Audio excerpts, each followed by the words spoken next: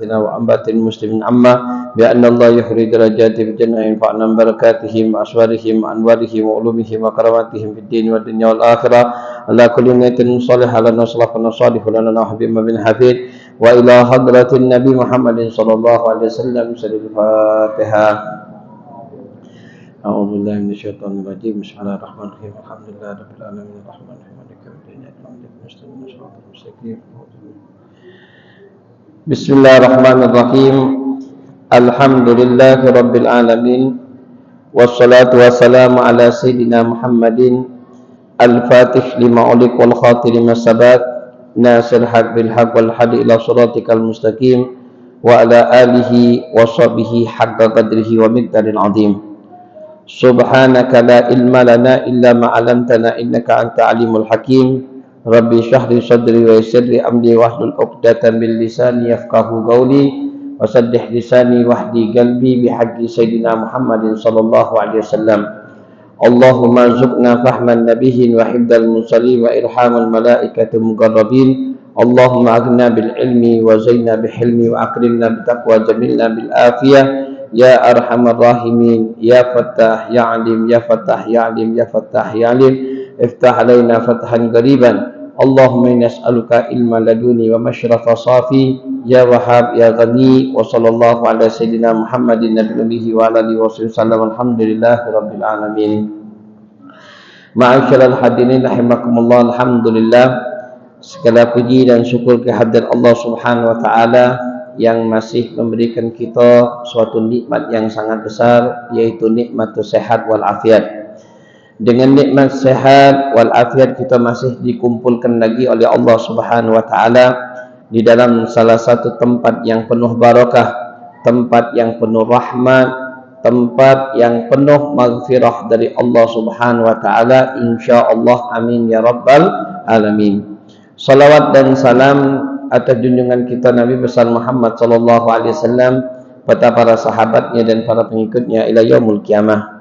Ma'asyiral hadirin rahimakumullah. Alhamdulillah, kita sudah masuk di dalam bulan Sya'ban, bulan yang penuh barakah, bulan yang penuh rahmat, bulan yang penuh maghfirah dari Allah Subhanahu wa taala, dan termasuk bulan Nabi kita Muhammad sallallahu alaihi wasallam. Sebagaimana Rasul sallallahu alaihi wasallam menjelaskan, Ar-Rajab syahrullah, Sa'ban syahri, wa Ramadan syahri ummati.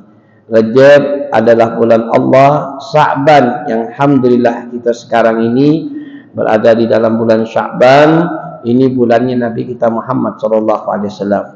Maka kita akan memasuki di dalam bulan Ramadan, bulan daripada umat Nabi kita Muhammad sallallahu alaihi wasallam. Maka di dalam bulan Sya'ban ini, ana teringat biasa kita berdoa kepada Allah. Berdoa dari dalam bulan Rajab. Berdoa, Allahumma barik lana fi Rajab wa Sya'ban wa ballighna Ramadan. Ini subhanallah, doa ini pendek tapi mempunyai makna yang luas.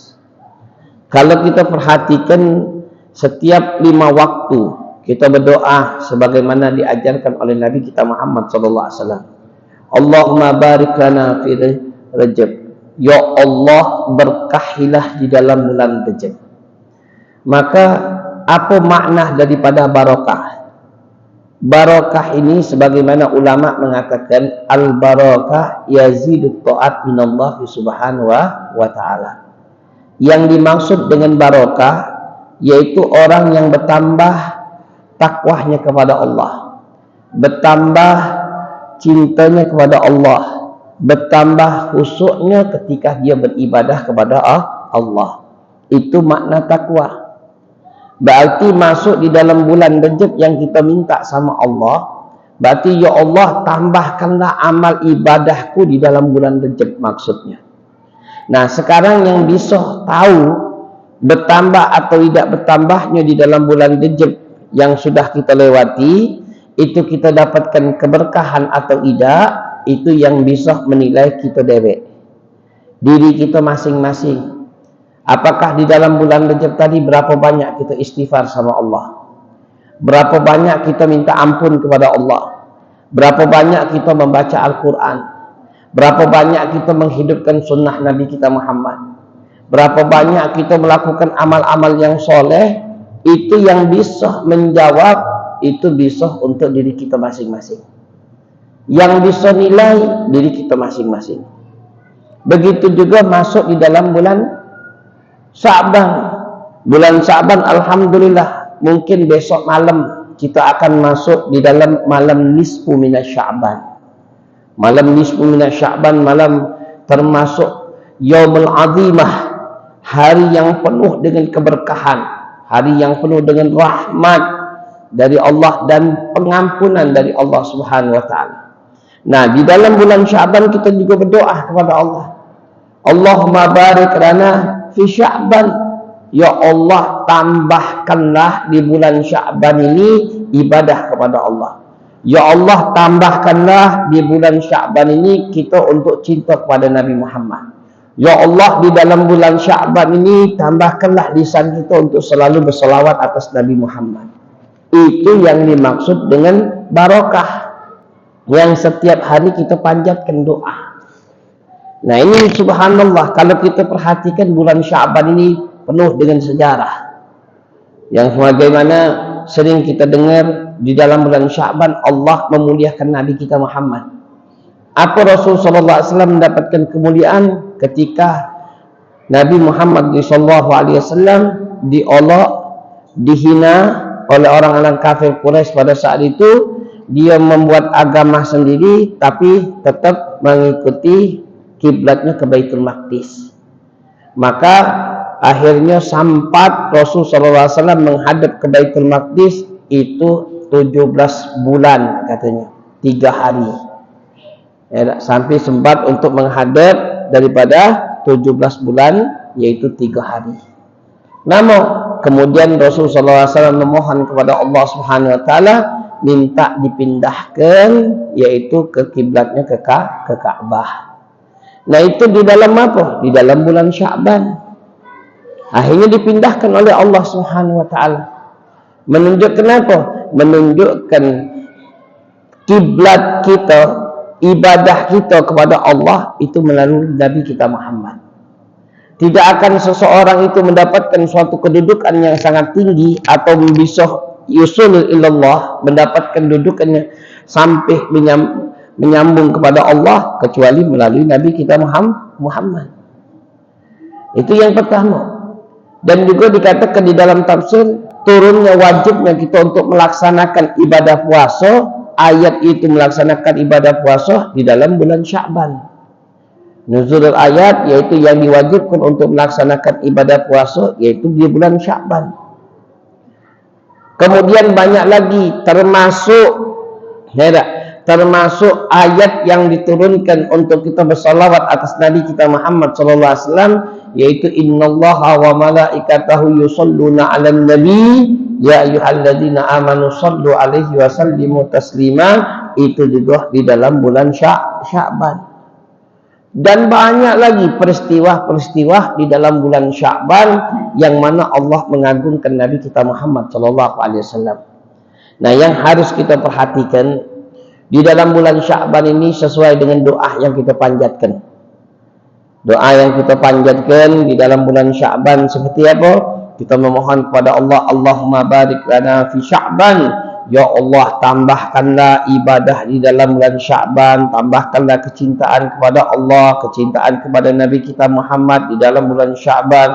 Ya Allah, mudahkan lisan kita untuk bersalawat atas Nabi kita Muhammad di dalam bulan Sya'ban. Ya Allah, mudahkanlah untuk kita membaca Al-Quran di bulan Sya'ban. Itu yang kita panjatkan kepada Allah. Itu yang dinamakan barokah. Nah, di dalam barokah tersebut, di dalam bulan yang penuh barokah, yaitu bulan nisfu minas Sya'ban. Nisfu minas Sya'ban ini sebagaimana 15 hari di dalam bulan Sya'ban. Dalam hadis yang sahih, sesungguhnya Allah Subhanahu wa taala mengampunkan. Dikatakan dalam hadis Rasulullah sallallahu alaihi wasallam, yaitu innallaha tabaraka ta'ala yutalli Allahu tabaraka wa ta'ala ila khalqihi lailan nisfu min Sya'ban fayaghfiru li jami'i khalqihi. Jadi dikatakan sesungguhnya Allah itu memantau. Memantau kemana? Turun Allah SWT, yaitu kepada makhluknya. Atau turun di dalam riwayat yang lain katanya Allah itu turun di dalam langit bumi. Ya, untuk apa? Untuk memberikan pengampunan seluruh makhluknya Allah Subhanahu wa taala. Dalam riwayat yang lain dikatakan Rasulullah SAW itu mengampunkan dosa katanya sebanyak bulu domba di Bani Kalbi. Bulu domba. Bulu domba itu, satu domba itu bulunya mungkin ada jutaan. Satu domba. Di Bani Kalbi itu banyak domba tersebut. Kalau kita sekarang ini kita perhatikan, kalau seandainya orang yang melaksanakan ibadah haji itu biasanya 3.500.000 yang hadir pada saat itu. Itu kadang-kadang ada yang ingin korban, ada yang bayar dam tamattu, haji tamattu. Itu banyak, mungkin puluhan atau ratusan atau jutaan kambing pada saat itu untuk dikorbankan. Itu kambing itu pada domba itu satu bulunya jutaan. Berapa banyak yang ada di dalam Bani Kalbi tersebut? Mungkin miliaran. Ya, jadi Allah mengampun ke seluruh dosa-dosanya. Nah, itulah dikatakan ulama. Kenapa seseorang itu ketika dianya ingin kita mendapatkan malam nisfu minas Sya'ban, ya, kita dianjurkan sebagian ulama membaca Yasin 3 kali. Walaupun tidak katik di dalam nasnya, tapi ini amalan para salaf yang paling bagus, ya, untuk kita membaca Yasin 3 kali di dalam malam nisfu minas Sya'ban. Kemudian dituntun dengan kita membaca Yasin yang pertama, yang kedua, yang ketiga, sampailah di antara bainal maghrib wal isya. Kenapa dijaga bainal maghrib isya? Bainal maghrib isya itu doa yang mustajab. Doa yang tempat kita mustajab meminta kepada Allah Subhanahu wa taala. Kemudian dipilih Yasin. Yasin juga termasuk qalbul Quran. Hatinya Al-Quran. Subhanallah, banyak. Jadi luar biasa. Jadi orang-orang yang baca Yasin itu, atau dia menghidupkan malamnya terserah. Untuk apa? Untuk semata-mata untuk mendapatkan pengampunan dari Allah. Kenapa kata ulamanya kita mencari pengampunan kepada Allah? Itulah bagi orang yang ingin mendapatkan pengampunan Allah. Ketika Allah mengampunkan dosa kita di dalam malam nisfu minas Sya'ban, itu ketika sudah diampunkan oleh Allah dosa kita, dan untuk mudah untuk kita beribadah di dalam bulan suci Ramadan. Kita kalau sudah badan ini enteng diampunkan dosa oleh Allah. Dosa sudah diampunkan oleh Allah di dalam malam nisfu minas Sya'ban. Diampunkan oleh Allah. Maka ketika masuk di dalam bulan suci Ramadan, itulah orang itu gampang. Baca Qur'annya nikmat. Ketika puasanya tidak katik yang ganggu. Kenapa? Karena enteng. Dosa kita sudah dihapuskan oleh Allah. Dosa kita sudah dihapuskan oleh Allah. Jadi setiap amal apapun mudah kita lakukan di dalam bulan suci Ramadan. Tapi kalau seandainya kita berat, dosa kita banyak, maka malas di dalam bulan suci Ramadan untuk baca Quran, malas, untuk ibadah malas, untuk puasa kadang-kadang dibatalkannya.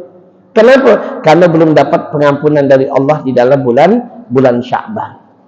Seperti kita pernah jelaskan, kalau kita sudah makan, ya, sudah kenyang, satu senampan dah perut udah ini, tambah lagi 2 nampan, ibarat kata 2 piring, mengas sampai kita nak bergawe sulit, nak duduk dulu, nak nyantai dulu, mungkin ada yang nak ngerokok dulu dianya. Kalau nak disuruh gawe dah galak dianya. Mak itu juga kalau seandainya kita sudah banyak dosa kita, belum dapat pengampunan dari Allah, berat, nak beraktivitas itu berat untuk kita. Nah, jadi ketika kita mendapatkan pengampunan dari Allah di dalam bulan nisfu minas Sya'ban, maka bulan suci Ramadan enteng untuk kita beribadah. Itulah ada kalau Ustaz ngapalah Ustaz, nanti bulan suci Ramadan ini katanya lemaknya ibadah dibandingkan bulan yang lain. Kalau bulan suci Ramadan ini nikmatnya seakan-akan semangatnya ada. Dia tidak merasa ketika malam nisfu Sya'ban dia mendapatkan pengampunan dari Allah. Dia mendapatkan pengampunan dari Allah di dalam malam nisfu Sya'ban.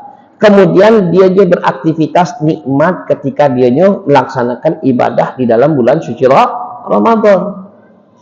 Tapi kalau orang yang tidak mendapatkan pengampunan dari Allah, berat. Itulah dikatakan oleh Rasulullah SAW, illah kata Rasulullah. Di dalam malam nisfu Sya'ban Allah akan mengampunkan seluruh makhluk, ya, sebanyak, yaitu al-qalb, ya, fi apa? Ghanam fi banil kalbi, katanya illah, ya, kecuali orang yang tidak akan mendapatkan pengampunan dari Allah. Siapa? Yaitu orang yang syirik billah. Orang-orang yang telah menyekutukan Allah. Seperti apa? Seperti orang yang percaya dengan dukun, menyembah, yaitu dengan sesajen. Ini orang-orang yang mensekutukan Allah. Dia percaya dengan hal-hal yang melanggar daripada syariat Nabi kita Muhammad. Nah, ini orang ini dia akan mendapatkan pengampunan dari Allah. Dia akan mendapatkan pengampunan dari Allah. Kemudian dikatakan oleh Rasulullah SAW, asyrik billah wal musahin. Musahin itu ya Allah, orang yang saling bermusuhan. Hati-hati yang bermusuhan. Kenapa dikatakan orang-orang yang bermusuhan ini? Katanya termasuk orang yang memutuskan silaturahmi. Orang yang telah memutuskan silaturahmi, kata Rasulullah SAW dalam salah satu hadis, katanya la yanzilul qaum fil qaum la yanzilur rahmat fi qaum al-qata'ur rahim. Kama qala Nabi sallallahu alaihi wasallam.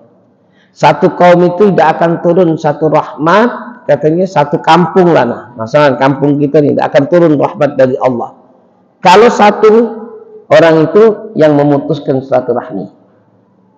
Jadi si wong yang memutuskan silaturahmi, satu kampung tidak dapat daripada rahmatnya Allah. Nah, ini subhanallah. Sampai Al-Habib Abdullah bin Al-Haddad dikatakan kalau seandainya satu kampung disebabkan si wong yang tidak bisa turun rahmat Allah, manulah kalau wong itulah yang telah memutuskan silaturahmi, katanya. Subhanallah. Sampai di zamannya Rasulullah kan pernah ada satu sahabat, ketika Rasulullah menjadikan penjelasan, maka Rasulullah ngomong dalam salah satu hadis, katanya la yanzilus qaum la yanzilur rahmat fi qaum wa huwa ghafurur rahim. Tidak akan turun satu rahmat itu di dalam satu tempat itu kalau seandainya ada orang yang memutuskan satu rahmi. Maka pergi dia. Si kok pergi, dia berdiri, habis itu dia pergi. Habis pergi datang lagi. Kaget dia, bisa tanya oleh Rasulullah, ada apa, kata Rasulullah. Ya Rasulullah, katanya aku ada bermasalah sedikit sama bibiku, katanya. Dan aku datang, katanya aku minta maaf dan aku kembali lagi. Kenapa? Aku takut rahmat Allah tidak akan menurunkan di sini, katanya disebabkan orang yang ghatha'ur rahim. Nah, ini subhanallah. Jangan kita galak memutuskan silaturahmi. Kenapa dalam hadis yang lain disebutkan oleh Rasulullah SAW, la yadkhulul jannah qati'. Tidak akan masuk di dalam surganya Allah bagi orang yang telah memutuskan silaturahmi. Dalam ucapan ulama, dalam hadis, di dalam Al-Quran juga, di dalam salah ada 3 tempat laknat Allah bagi orang yang telah memutuskan silaturahmi. Sampai dikatakan oleh ulama, katanya, dikatakan lau mata fi jawful Ka'bah mata mal'unah. Orang yang meninggal, ya, di dalam Ka'bah ataupun di tengah Ka'bah, tapi meninggalnya orang-orang yang telah memutuskan silaturahmi, hobi dia memutuskan silaturahmi, maka dikatakan oleh ba'du ulama meninggalnya dilaknat oleh Allah walaupun di dalam Ka'bah sekalipun. Ya tak? Kalau kita perhatikan wong mati di dalam Ka'bah, matinya bagus. Tapi dia galak memutuskan silaturahmi, maka walaupun dia mati dalam depan Ka'bah atau dalam Ka'bah, tetap matinya dalam keadaan dilaknat oleh Allah. Jadi di dalam masuk besok malam, sebelum masuk harus kita minta maaf dulu. Jangan ketika sudah kita baca Yasin 3 kali masuk baru kita minta maaf. Ya tak? Sebelum masuk kita sudah minta maaf dulu. Jadi apa? Jadi sudah minta maaf, jadi Allah itu memberikan pengampunan atas diri kita. Jadi Allah berikan pengampunan atas diri kita. Jangan sampai kita belum minta maaf. Itulah bagi orang yang belum dapat pengampunan dari Allah, masuk bulan suci Ramadan, malas ibadah, baca Quran malas, tidak hatam-hatam, melaksanakan sholat sunnah rasanya berat, melaksanakan ibadah yang lain merasa berat, sholat tarawih pengen nak lemak baik, ya tak? Kalau baca ada yang 5, ya tak? Kalau ada, ya tak?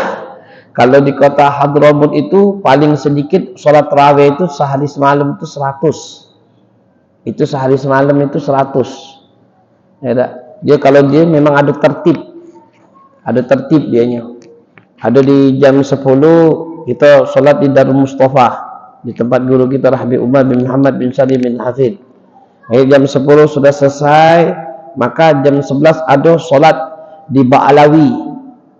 Itu jam 11 solatnya 20 rakaat. Setelah selesai jam 12 ada lagi di Masjid Abdurrahman Segap, yaitu solat lagi, kita pengen dapat lagi, ada lagi sampailah ke Masjid Jami di kota Tahrim tu. Jadi kita dapat sehari semalam tu kadang-kadang 120 rakaat, kadang lebih kita, asal kita ndak. Kalau sekarang ini, kalau di tempat kita, kalau pacak yang paling dikit dan paling cepat, nah itu yang kita cari. Sudah paling dikit, paling cepat pula. Masjid situ lah cepatnya, lemak katanya. Ini yang susahnya kita nih.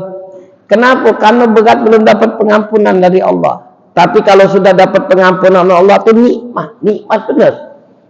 Tapi kalau kita sudah sholat lagi, pengen kejar terus, kapan lagi? Itulah dikatakan oleh ba'du ulama di kota Hadramut itu siang jadi malam, malam jadi siang. Jadi kalau sudah siang pagi itu dak katik wong sudah, ya dak, wong dak katik sama sekali. Nak kita nak beli belanjuan lagi dak katik, pasarnya juga sepi. Itu kalau. Tapi kalau malam buka kalau. Nah ini subhanallah. Beda udah, siang malam, malam jadi siang ini.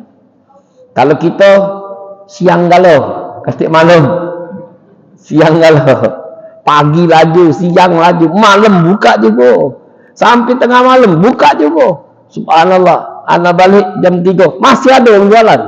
Subhanallah, sampai jam 3 malam.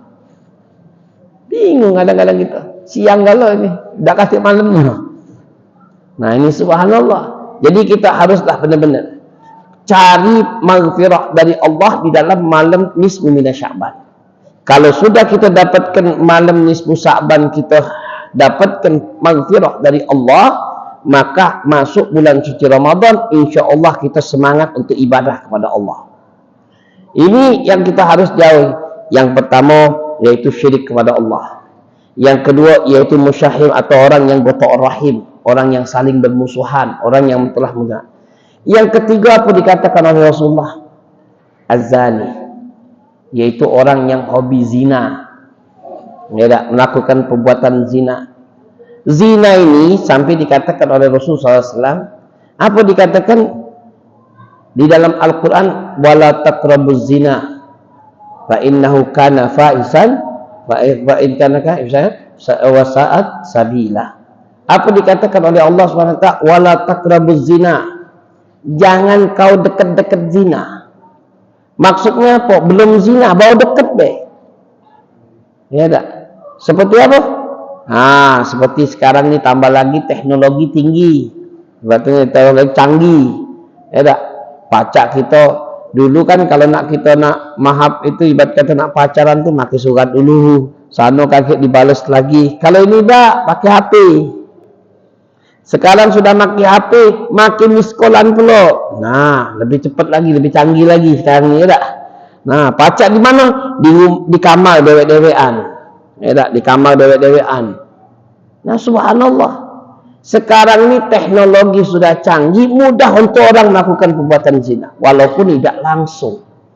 Itu Allah jelaskan, la taqrabuz zina fa innahu kana fahisatan wa sa'as sabila. Yang dekat dengan zina sudah termasuk fahisan.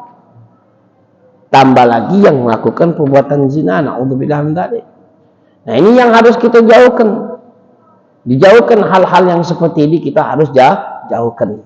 Perbuatan-perbuatan yang melanggar dari perintah Allah ini bisa membuat kita yaitu tidak mendapatkan pengampunan dari Allah Subhanahu wa taala. Maka selanjutnya apa dikatakan oleh Rasulullah, katanya dalam salah satu hadis katanya yaitu wasabru khamar, yaitu orang-orang yang telah minum khamar. Nah, minum khamar ini banyak maknanya. Kalau sekarang ini tidak main lagi minum khamar, ya tak, sabu-sabu. Sekarang ini sabu-sabu, inek, ganja. Nah, itu sama maknanya. Yang dinamakan al-khamar itu yang muskil, yaitu orang yang bisa membuat akalnya itu hilang. Nah, sekarang ini kan yang buat apa? Sekarang sabu-sabu, mainan sekarang ini kan sabu-sabu atau ibarat kata ganja. Nah, itu yang membuat akalnya itu hilang, bisa hilang perasaan dia. Nah, ini termasuk. Hati-hati, yang ini tidak akan mendapatkan pengampunan dari Allah. Sampai dalam hadis la yu'minu ahadukum hatta la yu'minu katanya tidaklah beriman seseorang itu fil yaumil akhir hatta la tasrabul khamr, sampai dia meninggalkan untuk minum khamr. Kalau kita minum khamr termasuk bukan yang orang yang beriman kepada Allah. Nah, ini yang harus kita jauhkan. Yang pertama yang dijauhkan syirik billah. Yang kedua musahan, yaitu orang yang saling bermusuhan, qata'ur rahim. Kemudian yaitu zani, orang yang berzina. Kemudian yaitu orang yang minum khamar. Sampai dikatakan dalam hadis yang sahih katanya lau yashrabul khamr thumma mat, katanya. Kalau ada orang yang minum khamar, kemudian ketika dia minum khamar itu dalam keadaan mati dia. Lah minum khamar mati pula. Naudzubillah min dzalik. Ya tak? Ini kan ada orang yang minum khamar mati. Katanya sama seperti orang yang min ubatul wathan, katanya. Hukumannya seperti orang yang menyembah berhala, katanya. Nah, ini bagi orang yang minum khamar. Nah, yang minum khamar ini seperti dengan orang yang seperti narkoba. Ya tak? Mati dalam minum narkoba, mati dalam minum ini, mati ini. Naudzubillah min dzalik, kita harus dijauhkan. Ya tak? Mesti dijauhkan itu dari kita. Itu membuat kita mendapatkan siksaan yang sangat pedih sekali di sisi Allah Subhanahu wa taala. Orang yang tidak akan mendapatkan maghfirah dari Allah Subhanahu wa taala. Yang terakhir dikatakan, yang terakhir tidak akan mendapatkan. Dan dalam hadis banyak sekali uraian daripada hadis-hadis yang lain. Yang terakhir yaitu termasuk uqubul walidain. Nah, wong yang durhaka kepada orang tua. Jadi yang lagi masih ada orang tua berkhidmah kepada orang tua, menghormati orang tua kita. Berkhidmah. Kenapa? Karena tak usahlah kita mencari doa jauh-jauh. Nyari fulan bin fulan, wali fulan bin fulan. Dekati wong tua kita, minta doa samanya. Yang tua ini wali. Doanya itu lebih mustajab. Kemudian juga termasuk tahta al-jannatu tahta gadani. Surga itu ada di telapak kaki kedua orang tuanya, kata Rasulullah. Jadi kalau seandainya kita pengen dapatkan surga Allah, maka berkhidmahlah. Maksudnya itu berkhidmah kepada orang tua kita. Tapi kalau sudah orang tua kita meninggal, maka pintu surga itu sudah tertutup. Berarti kita mencari pintu yang lain, sulit. Selagi ada orang tua, disitulah paling mudah sebenarnya pintu yang kita dapatkan. Tapi semenjak orang tua kita meninggal, pintu itu tertutup. Maka kita mencari pintu yang lain. Nah, pintu yang lain ini sulit kita dapatkan. Nah, sampai dikatakan oleh Rasul sallallahu alaihi wasallam, haruslah birrul walidain. Hendaknya kita harus birrul walidain. Jangan sampai kita hugubul walidain. Sampai dalam salah satu hadis Rasulullah SAW, man aqal walidain yu'ajjilullahu fid dunya qabla al-akhirat. Kama qala Nabi sallallahu alaihi wasallam. Orang yang telah durhaka kepada orang tua, ya tak, di dalam dunia, dia telah durhaka kepada orang tuanya di dunia, maka Allah akan mencepat yaitu hukubah. Hukuman ini yaitu hukuman di dalam dunia sebelum akhirat. Nah, jadi dia diadab dulu oleh Allah di dalam dunia ini sebelum akhirat. Nah, ini naudzubillah min dzalik. Jadi Allah itu akan memberikan adabnya di dalam dunia sebelum akhirat. Dia diadab oleh Allah Subhanahu wa taala. Kenapa? Karena sebab ugubul walidain. Nah, tapi kalau seandainya kita masih ada orang tua, kita berkhidmat. Kalau orang tua kita sudah meninggal, maka kita doakan, kita ziarah ke tempatnya. Jangan nunggu setahun sekali. Itu nih kadang-kadang bertakziah sama orang tua kita yang sudah meninggal, setahun itu 2 kali, kadang-kadang sekali. Kenapa? Nak masuk, kalau biasanya nak masuk bulan suci Ramadan, atau nak masuk likuran baru nak beginian. Kalau tidak pergi kita setahun sekali. Kalau pacak tu setiap hari, tidak mampu setiap hari, seminggu sekali. Doakan, yang penting doa terus. Ya tak, setiap solat 5 waktu doakan. Minimal kata Rasul SAW diajarkan, Allahumma ighfir Rabbi firli wal walidayya, Rabbi firli wal walidayya, Rabbi firli wal walidayya. Setelah 5 kali atau kita 3 kali, warhamhuma kama rabbaya bisaghira.